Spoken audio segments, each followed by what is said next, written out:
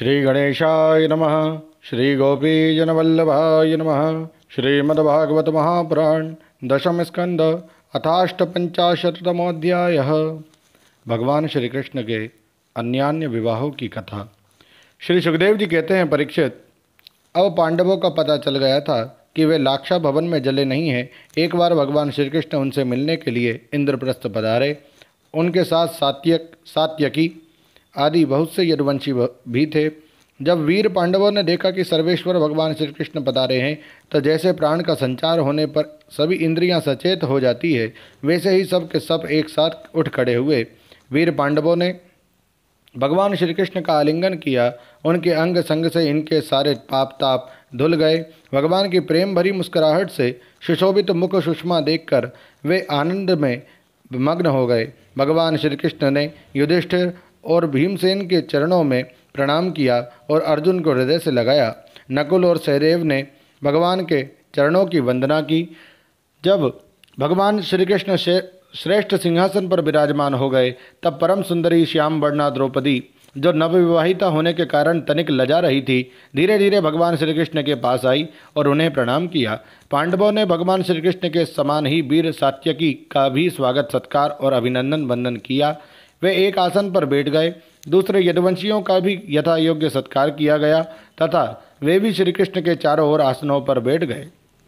इसके बाद भगवान श्री कृष्ण अपनी बुआ कुंती के पास गए और उनके चरणों में प्रणाम किया। कुंती जी ने अत्यंत स्नेहवश उन्हें अपने हृदय से लगा लिया। उस समय उनके नेत्रों में प्रेम के आंसू झलक आए। कुंती जी ने श्री कृष्ण से अपने भाई बंधुओं की कुशल क्षेम पूछी और भगवान ने भी उनका यथोचित उत्तर देकर उनसे उनकी पुत्रवधू द्रौपदी और स्वयं उनका कुशल मंगल पूछा। उस समय प्रेम की विह्वलता से कुंती जी का गला रुंध गया था। नेत्रों से आंसू बह रहे थे। भगवान के पूछने पर उन्हें अपने पहले के क्लेश याद आने लगे और वे अपने को बहुत संभाल कर, जिनका दर्शन समस्त क्लेशों का अंत करने के लिए ही हुआ करता है, उन भगवान श्री कृष्ण से कहने लगी, श्री कृष्ण, जिस समय तुमने हम लोगों को अपना कुटुंबी संबंधी समझकर स्मरण किया और हमारा कुशल मंगल जानने के लिए भाई अक्रूर को भेजा, उसी समय हमारा कल्याण हो गया। हम अनाथों को तुमने सनाथ कर दिया। मैं जानती हूँ कि तुम संपूर्ण जगत के परम हितैषी, सुहृद और आत्मा हो। ये अपना है और यह पराया, इस प्रकार की भ्रांति तुम्हारे अंदर ही नहीं है। ऐसा होने पर भी श्री कृष्ण जो सदा तुम्हें स्मरण करते हैं, उनके हृदय में आकर तुम बैठ जाते हो और उनकी क्लेश परंपरा को सदा के लिए मिटा देते हो। युधिष्ठिर जी ने कहा, सर्वेश्वर श्री कृष्ण, हमें इस बात का पता नहीं है कि हमने अपने पूर्व जन्मों में या इस जन्म में कौन सा कल्याण साधन किया है। आपका दर्शन बड़े बड़े योगेश्वर भी बड़ी कठिनता से प्राप्त कर पाते हैं और हम कुबुद्धियों को घर बैठे ही आपके दर्शन हो रहे हैं। राजा युधिष्ठिर ने इस प्रकार भगवान का खूब सम्मान किया और कुछ दिन वहीं रहने की प्रार्थना की। इस पर भगवान श्री कृष्ण इंद्रप्रस्थ के नर नारियों को अपनी रूप माधुर्य से नयनानंद का आनंद दान करते हुए बरसात के 4 महीनों तक सुखपूर्वक वहीं रहे। परीक्षित, एक बार वीर शिरोमणि अर्जुन ने गांडीव धनुष और अक्षय बाण वाले 2 तरकस लिए तथा भगवान श्री कृष्ण के साथ कवच पहनकर अपने उस रथ पर सवार हुए जिस पर बानर चिन्ह से चिन्हित ध्वजा लगी हुई थी। इसके बाद विपक्षी वीरों का नाश करने वाले अर्जुन उस गहन वन में शिकार खेलने गए जो बहुत से सिंह, बाघ आदि भयंकर जानवरों से भरा हुआ था। वहां उन्होंने बहुत से बाघ, सुअर, भैंसे, काले हरिण, शरभ, गवन, नीलापन लिए हुए भूरे रंग का एक बड़ा हिरन, गेंडे, हरिण, खरगोश और शल्लक, शाही आदि पशुओं पर अपने बाणों का निशाना लगाया। उनमें से जो यज्ञ के योग्य थे, उन्हें सेवक गण पर्व का समय जानकर राजा युधिष्ठिर के पास ले गए। अर्जुन शिकार खेलते खेलते थक गए थे। अब वे प्यास लगने पर यमुना जी के किनारे गए। भगवान श्री कृष्ण और अर्जुन दोनों महारथियों ने यमुना जी में हाथ पैर धोकर उनका निर्मल जल पिया और देखा कि एक परम सुंदरी कन्या वहाँ तपस्या कर रही है। उस श्रेष्ठ सुंदरी की जंगा, दांत और मुख अत्यंत सुंदर थे।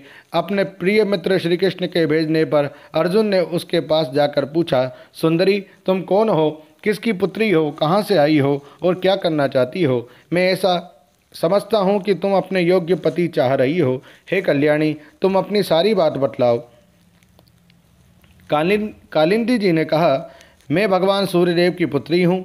मैं सर्वश्रेष्ठ वरदानी भगवान विष्णु को पति के रूप में प्राप्त करना चाहती हूँ और इसलिए यह कठोर तपस्या कर रही हूँ। वीर अर्जुन, मैं लक्ष्मी के परम आश्रय भगवान को छोड़कर और किसी को अपना पति नहीं बना सकती। अनाथों के एकमात्र सहारे प्रेम वितरण करने वाले भगवान श्री कृष्ण मुझ पर प्रसन्न हो। मेरा नाम है कालिंदी। यमुना जल में मेरे पिता सूर्य ने मेरे लिए एक भवन भी बनवा दिया है, उसी में मैं रहती हूँ। जब तक भगवान का दर्शन ना होगा मैं यहीं रहूँगी। अर्जुन ने जाकर भगवान श्री कृष्ण से सारी बातें कही। वे तो पहले से ही ये सब कुछ जानते थे। अब उन्होंने कालिंदी को अपने रथ पर बैठा लिया और धर्मराज युधिष्ठिर के पास ले आए। इसके बाद पांडवों की प्रार्थना से भगवान श्री कृष्ण ने पांडवों के रहने के लिए एक अत्यंत अद्भुत और विचित्र नगर विश्वकर्मा जी के द्वारा बनवा दिया। भगवान इस बार पांडवों को आनंद देने और उनका हित करने के लिए वहां बहुत दिनों तक रहे। इसी बीच अग्निदेव को खांडव वन दिलाने के लिए वे अर्जुन के सारथी भी बने। खांडव वन का भोजन मिल जाने से अग्निदेव बहुत प्रसन्न हुए। उन्होंने अर्जुन को गांडीव धनुष, 4 श्वेत घोड़े, 1 रथ, 2 अटूट बाणों वाले तरकस और एक ऐसा कवच दिया जिसे कोई अस्त्र शस्त्रधारी वेद ना सके। खांडव दाह के समय अर्जुन ने मैं दानव को जलने से बचा लिया था, इसलिए उसने अर्जुन से मित्रता करके उनके लिए एक परम अद्भुत सभा बना दी। उसी सभा में दुर्योधन को जल में स्थल और स्थल में जल का भ्रम हो गया था। कुछ दिनों के बाद भगवान श्री कृष्ण अर्जुन की अनुमति एवं अन्य संबंधियों का अनुमोदन प्राप्त करके सात्यकी आदि के साथ द्वारका लौट आए। वहां आकर उन्होंने विवाह के योग्य ऋतु और ज्योतिष शास्त्र के अनुसार प्रशंसित पवित्र लग्न में कालिंदी जी का पाणी ग्रहण किया। इससे उनके स्वजन संबंधियों को परम मंगल और परमानंद की प्राप्ति हुई। अवंती उज्जैन देश के राजा थे विंद और अनुबिंद। वे दुर्योधन के वशवर्ती तथा अनुयायी थे। उनकी बहन मित्रविंदा ने स्वयंवर में भगवान श्री कृष्ण को ही अपना पति बनाना चाहा, परंतु विंद और अनुबिंद ने अपनी बहन को रोक दिया। परीक्षित, मित्रविंदा श्री कृष्ण की बुआ राजाधी देवी की कन्या थी। भगवान श्री कृष्ण राजाओं की भरी सभा में उसे बलपूर्वक हर ले गए। सब लोग अपना सा मुंह लिए देखते ही रह गए। परीक्षित, कौशल देश के राजा थे नग्नजित। वे अत्यंत धार्मिक थे। उनकी परम सुंदरी कन्या का नाम था सत्या। नग्नजित की पुत्री होने से वह नाग्नजीती भी कहलाती थी। परीक्षित, राजा की प्रतिज्ञा के अनुसार 7 दुर्दांत बेलों पर विजय प्राप्त न कर सकने के कारण कोई राजा उस कन्या से विवाह न कर सके, क्योंकि उनके सींग बड़े तीखे थे और वे वेल किसी वीर पुरुष की गंध भी नहीं सह सकते थे। जब यदुवंश शिरोमणि भगवान श्री कृष्ण ने यह समाचार सुना कि जो पुरुष उन बेलों को जीत लेगा उसे ही सत्या प्राप्त होगी, तब वे बहुत बड़ी सेना लेकर कौशलपुरी अयोध्या पहुँचे। कौशल नरेश महाराज नग्नजित ने बड़ी प्रसन्नता से उनकी अगवानी की और आसन आदि देकर बहुत बड़ी पूजा सामग्री से उनका सत्कार किया। भगवान श्री कृष्ण ने भी उनका बहुत बहुत अभिनंदन किया।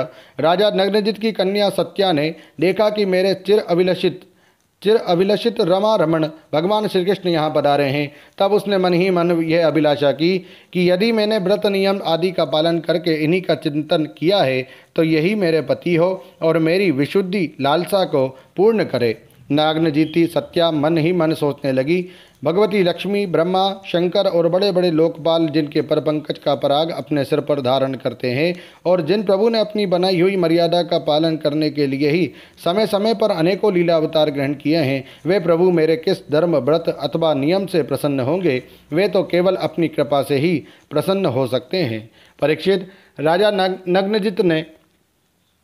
नग्नजित ने भगवान श्री कृष्ण की विधि पूर्वक अर्चा पूजा करके यह प्रार्थना की कि जगत के एकमात्र स्वामी नारायण, आप अपने स्वरूपभूत आनंद से ही परिपूर्ण हैं और मैं हूँ एक तुच्छ मनुष्य, मैं आपकी क्या सेवा करूँ? श्री सुखदेव जी कहते हैं, परीक्षित, राजा नग्नजित का दिया हुआ आसन, पूजा आदि स्वीकार करके भगवान श्री कृष्ण बहुत संतुष्ट हुए।